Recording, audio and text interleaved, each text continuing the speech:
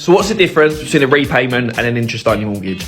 In this video, I'm going to draw a few diagrams that's going to explain in more detail.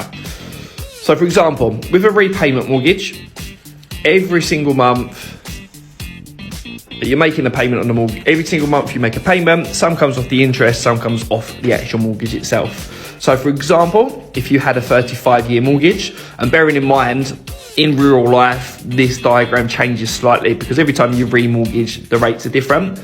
But to kind of summarize it, every single month you make a payment, the mortgage gradually gets paid down and you pay more of the interest.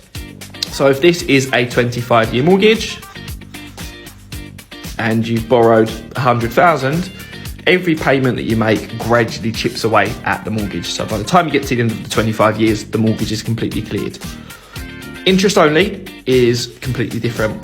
So with an interest only mortgage, in the exact same example, if you had a 25-year interest only mortgage and it was over £100,000 that you've borrowed £100,000, every single month you only actually pay the interest off.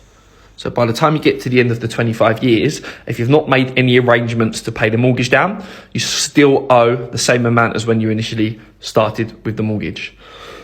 A lot of people aim for a repayment mortgage when they're living in a property and it's a residential home that you and your family stay in, because what you don't want to do is get to the end of the term and be forced out of the property. So a lot of lenders make it mandatory. It needs to be a repayment mortgage and it makes a lot more sense. However, with the interest only mortgage, this is usually the route that buy-to-let investors go down due to the fact they can make a much better return month to month. The cash flow is a lot better because their interest rates and their payments are a lot lower.